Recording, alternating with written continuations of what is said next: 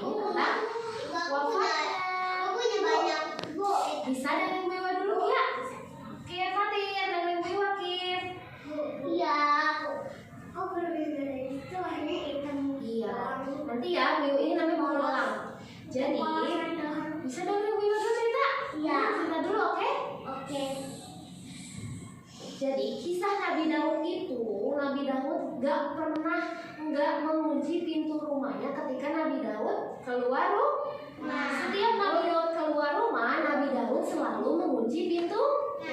Jadi nggak ada satu orang pun yang bisa masuk ke dalam Rumah. Karena kalau kita terkunci nggak bisa masuk. Iya benar.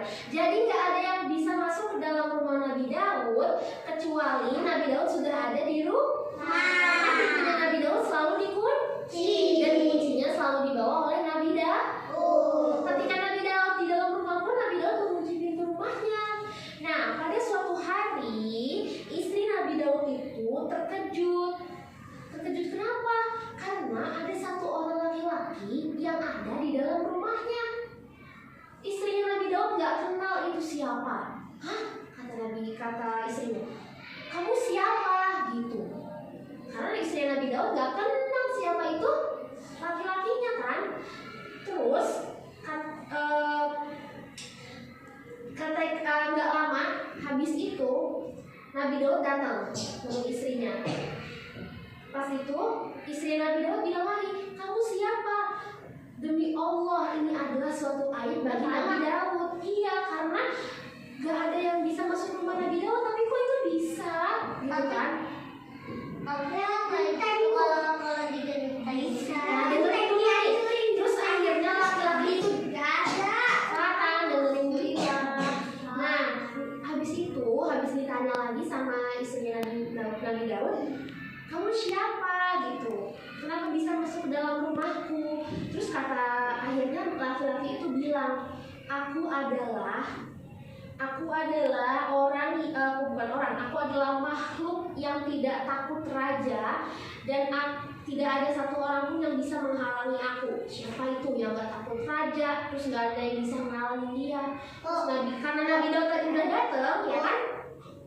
Padahal aku jadi bisa terus itu. Padahal main ular dari raja. Dengerin Bu Iwa dulu ya, Kim. Karena tadi Nabi Daud udah balik dari luar. Ya, karena Nabi Daud udah balik dari luar, Nabi Daud bilang, aku mengerti siapa kamu dan aku tahu kamu adalah makhluk malaikat maut. Kamu adalah utusan Allah yang diutus untuk menjemput Nabi Daud. Yang datang itu adalah siapa? Malaikat maut. Siapa yang tahu malaikat pencabut nyawa? Namanya siapa? Jibril. Malaikat Israil. Aku Bu. Israil. Iya, malaikat Israil. Nah, malaikat Israil itu datang ternyata buat menjemput Nabi Daud. Nabi Daud di situ keadaannya ekspresinya tenang saja, tidak takut, tidak panik, padahal yang datang mau mencabut nyawa Nabi Daud.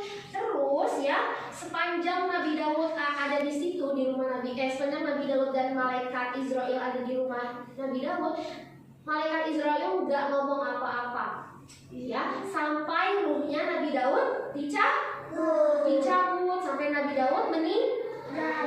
Nabi Daud meninggal tidak sakit, ya, tidak dalam keadaan yang mendesak menderita, dalam keadaan sehat, tapi karena sudah waktunya diutus sama Allah nih malaikat Israil disuruh cabut nyawanya Nabi Daud. Nabi Daud meninggal pada hari Sabtu, ya. Pada hari Sabtu ketika Nabi Daud meninggal, mataharinya lagi panas-panasnya. Ya. Tapi kalau kita ke mataharinya langsung kebakar dong. Enggak dong. Bosong. Saat kematian Nabi Daud panas begitu terasa menyengat. Rakyat Bani Israel sangat terpukul atas meninggalnya sang raja. Bani Israel pernah bersedih saat kematian Nabi Musa dan Nabi Harun.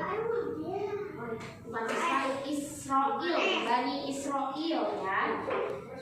Jenazah Nabi Daud lalu dimandikan, dikafani. Itu ya rakyat Bani Israel sedang sedih-sedih tidurnya. Maes, bisa dengerin Bu Iwan? If bisa duduk nggak? Bu Iwan mau cerita. Maes, enggak dong, kalau lagi dongengin nggak boleh tidur. Ini boleh tidur ceritanya ya Maes ya. Hadir. Terus tadi Bu Iwan mau nanya, tadi Nabi Daud meninggalnya hari apa? Sabtu. Keadaannya lagi hujan atau lagi panas? Panas. Nabi Daud sakit nggak pas meninggal? Nah, lagi keadaannya sehat. Ya. Habis itu Nabi Daud itu jenazah Nabi Daud diantarkan ke pemakaman oleh 40.000 orang. Banyak nggak tuh 40.000 orang? Ya, 40.000 orang. Tapi banyak kan 100.000 orang.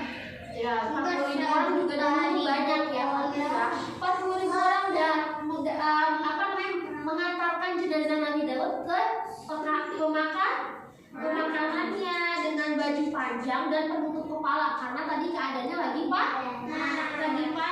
Pakai topi itu. Nah, melihat terik matahari, Sulaiman, anaknya Nabi Daud, memanggil burung-burung elang dengan sayap yang lebar. Sulaiman memerintahkan burung-burung itu menaungi orang-orang yang berjalan. Ribuan burung-burung terbang rendah di atas orang-orang tersebut. Jadi, karena lagi panas-panasnya nih, Nabi Sulaiman ini yang anaknya Nabi Daud memanggil burung elang. Ya kan burung elang terbang di sayapnya lebar-lebar ya? Iya.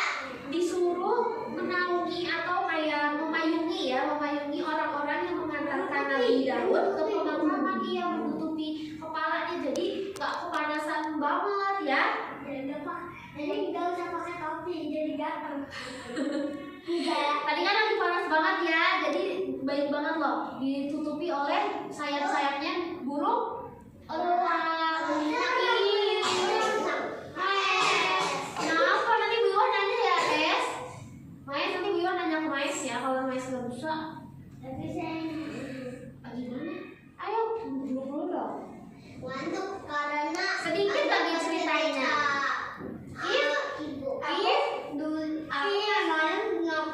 Bisa dengerin Bu Iwan nggak, Kif? Duduk. Kif.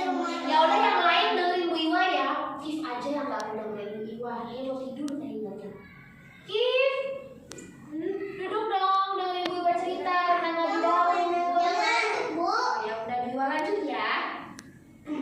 Burung-burung itu melindungi orang-orang dari teriknya matahari. Orang-orang yang mengantar Nabi Daud ke pemakaman tak lagi kepanasan karena mereka merasakan sejuknya angin yang berhembus dari sisi-sisi langit. Iya, jadi pas alhamdulillahnya pas lagi jalan ke pemakaman ada angin. Ya, jadi saya banget. Itulah kisah Nabi Daud yang Nah, ini akhir dari kisahnya ya. Itulah kisah Nabi Daud yang pemberani dan bijaksana. Beliau adalah nabi yang memiliki banyak mukjizat dari Allah. Rasa syukurnya pun tak pernah lepas dari hati Nabi Daud. Kenabian beliau diturunkan pada sang anak, yaitu Nabi Sulaiman. Begitulah cerita